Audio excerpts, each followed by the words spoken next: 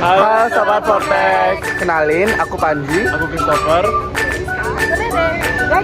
Jadi kali ini kita akan melakukan tugas P5 vlog mengenai Pemilu dan hak pilih. Yuk ikuti keseruan lebih lanjut. Halo Sobat Vortex, dengan aku Panji. Aku Gadis. Jadi kali ini kita akan menjelaskan definisi secara singkat mengenai demokrasi dan contoh-contohnya nih. Sebelum itu bisa dijelaskan oleh Gadis. Oke, demokrasi sendiri itu merupakan bentuk pemerintahan yang dimana kekuasaan tertinggi politik berada di tangan rakyat dan semua warga dan rakyat memiliki hak-hak untuk memilih. Dan selanjutnya ada pun contoh-contoh dan yang berkaitan dengan demokrasi akan dijelaskan oleh Panji. Oke, ada contoh-contoh mengenai demokrasi nih. Tentunya secara umum kita ketahui yaitu pemilu. Pemilu itu adalah suatu proses pemilihan untuk memilih suatu pemimpin dalam suatu keorganisasian lah, bisa diistilahkan. Dan juga ada hak suara. Hak suara sendiri itu merupakan hak-hak kita sebagai warga untuk memilih suatu pemimpin dalam suatu organisasi atau suatu kelompok tertentu. Nah, untuk itu, ayo ikuti keseruan kita untuk tanya-tanya warga harapan. Ayo.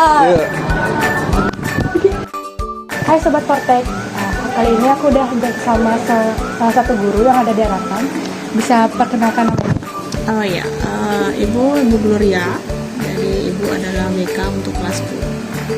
Saya izin bertanya Bu, menurut Ibu ada nggak sih pemilih yang benar-benar jujur atau mungkin ada kecurangan?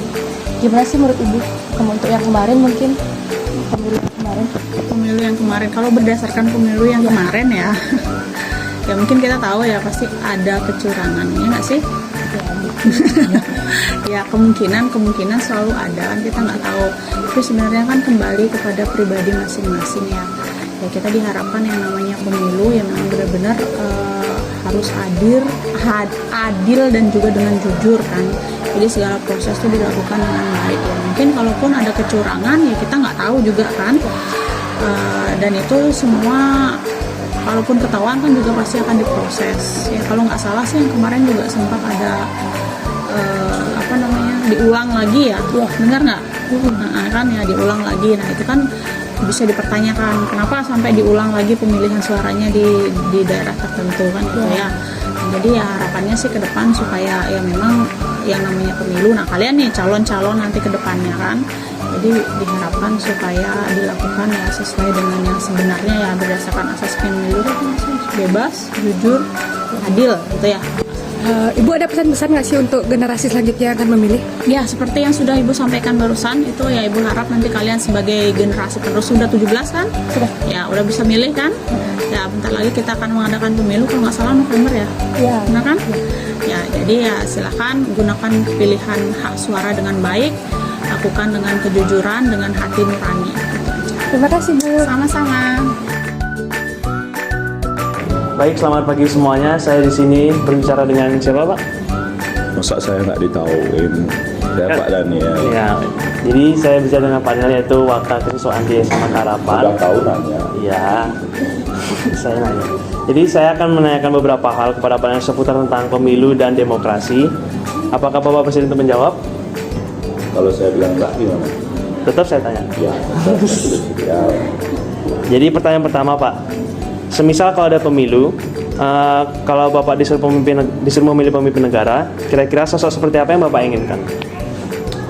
Dia sosok yang biasa lah, istilahnya jujur, berwibawa, tidak mencela-mencela, tidak memberi sesuatu harapan palsu, tidak sekarang A, besok B, besok C, nah seperti itu. Itu sih pemimpin negara yang harusnya kita pilih ya.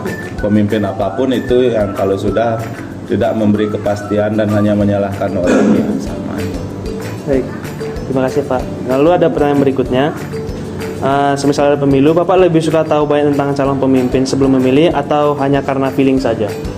Sebenarnya kalau bisa sih memilih, lihat dari calon-calon yang ada ya, siapa-siapa aja supaya kita tahu. Misalnya calonnya satu Panji gitu, misalnya kan kita tahu tuh Panji itu kayak gimana, Debbie misalnya calon berikutnya. Nah, seperti itu lah kita, daripada kita menggunakan feeling nanti ke depannya nggak bagus feelingnya, kan pilihan kita nggak bagus ya, jelek juga. Bapak pernah kepikiran nggak sih seberapa besar sih suara satu orang bisa mengubah hasil pemilu? Menurut Bapak besar apa kecil? Ya, satu suara itu sangat berarti, berarti satu suara itu sangat besar peranannya. Misalnya itu imbang skornya, terus satu suara lagi yang menentukan pemilihannya siapa yang menang. Itu kan artinya besar. Satu suara itu sangat berarti bagi kita. Makanya di saat pemilihan umum atau apa kita kan diimbau untuk tidak golput. Karena satu suara itu sangat berarti. Terima kasih Pak. Apakah Bapak ada kata-kata untuk generasi berikut yang akan mencoblos atau memilih pemimpin berikutnya? Pilihlah orang yang pasti, bukan yang hanya janji-janji semata. Pilihlah pemimpin yang tidak mencela-mencela, tidak hanya mengandalkan diri sendiri saja. Pilihlah pemimpin yang takut tahan. Kedua. Baik, terima kasih atas waktunya Pak. Terima kasih. Halo Sobat Fortek, di sini saya berada dengan siapa? Kaisa. Nah, Kaisa, di sini saya akan menanyakan pertanyaan tentang kamu sudah punya hak memilih belum? Belum Kak. Dan kalau misalnya nanti sudah waktunya memilih, kira-kira sosok pemimpin negara seperti apa yang kamu inginkan? Pemimpin negara yang ada plan untuk masa depan murid-murid di sekolah, yang bisa membuat fasilitas sekolah negeri ataupun swasta lebih bagus, kayak kelasnya dan guru-gurunya lebih bagus, kualitasnya tinggi, sama overall kependidikan murid-murid yang lebih bagus untuk negara. Oke, terima kasih. Saya sekian dari saya. Oke, segitu aja video singkat dari kita. Thank you for watching.